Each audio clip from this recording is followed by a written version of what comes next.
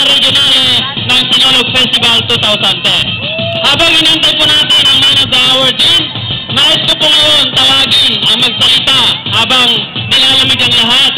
Huwag po natin sayangin ang pagkakataon ito. Nandito po sa gitna natin ang ating kamahal-mahal na Consul General, ang ating Honorable General Antonio Morales mula pa sa Milano. Pwede po siyang pumunta saglit dito.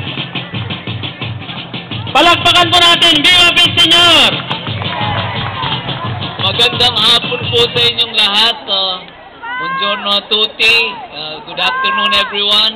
Kami po sa Pasuguan at sa Konsuladong Panlahat ng Pilipinas sa Milano at yung nasa Roma rin ay nagpapaabot ng isang maligayang pagbati at pagdiriwang ng Sinulog Festival dito sa Vicenza. Alam po ninyo, katulad ng napaliwanag kanina, ang pagdiriwang na ito ay napakahalaga sa atin. Una, upang ipakita dito sa bansang ito at sa buong mundo na ang Pilipino ay may matibay na pananampalataya. Ikalawa, ang okasyon ding ito ay isang panahon para ipakita ang pagkakaisa ho. Hindi ba? Hindi lamang taga Cebu, hindi lamang taga Maynila, hindi taga Batangas o Laguna o Kapampangan.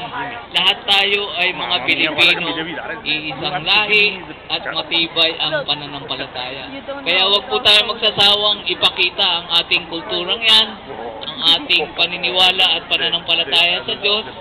At ito po ay kasangkapan din para sa integrasyon ng ating mga kababayan dito. Yun lamang po. Mabuhay kayong lahat, mabuhay ang Peace, Senyor, at mabuhay ang Pilipinas. Maraming salamat, Father. At saka binabati ko rin po si Father Paulino Bumanglag na talaga namang isa sa nanguna upang magkaroon ng katuparan ang pagdiriwang na ito. Mabuhay kayo, Father Paulino.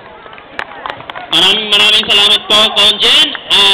Hindi po, kasama po ng buong kaparian ng chaplaincy ng Veneto at higit sa lahat, ang Sinulog Working Committee po ng Vicenza.